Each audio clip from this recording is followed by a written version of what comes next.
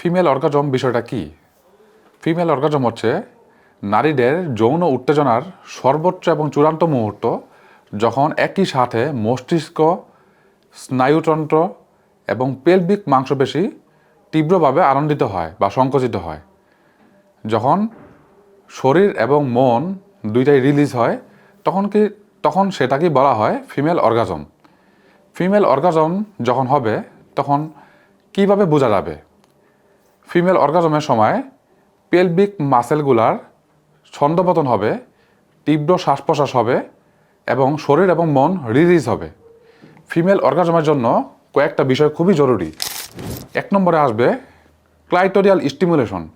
ফিমেলদের যে ক্লাইটোরিস থাকে, সেই ক্লাইটোরিসের যদি স্টিমুলেশন ঠিকমতো না হয় বা পর্যাপ্ত পরিমাণে যদি না হয়, সেক্ষেত্রে ফিমেল অর্গাজম হবে না এবং নারীরা যৌন মিলনের সর্বোচ্চ যে আনন্দ বা তীব্র সুখানুভূতি সেটা পাবে না।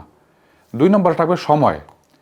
আপনি যদি দ্রুত সব কিছু তাড়াহুড়া করে শুরু করেন এবং তাড়াহুড়া করে শেষ করতে চান, তাহলে সেক্ষেত্রে কিন্তু ফিমেল অর্গাজম ব্যাহত হবে বা নারীরা তীব্র যে সুখানুভূতি বা অর্গাজম সে পর্যায়ে পৌঁছাতে পারবে না।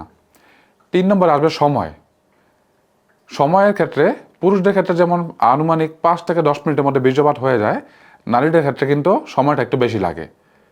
এবং এছাড়াও আপনার মানসিক নিরাপত্তা, ভয়, আতঙ্ক এগুলাও জড়িত।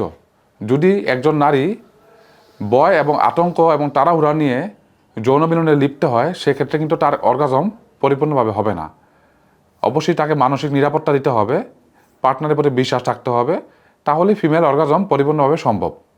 তবে দুঃখজনক হলেও সত্য, আমাদের দেশে বেশিরভাগ দম্পতির হাজব্যান্ডরাই বা স্বামীরা যারা ফিমেল অর্গাজম সম্পর্কে একেবারে উদাসীন, বা অনেকে হয়তো বা জানেনই না যে ফিমেল অর্গাজম জিনিসটা বিষয়টা কী। তো এই বিষয়ে আমাদের প্রত্যেকের জানা উচিত এবং খেয়াল রাখা উচিত, তবেই একটা দম্পতি ভালো সংসার বা সুখে সংসার করতে পারবে। ধন্যবাদ। আসসালামু আলাইকুম।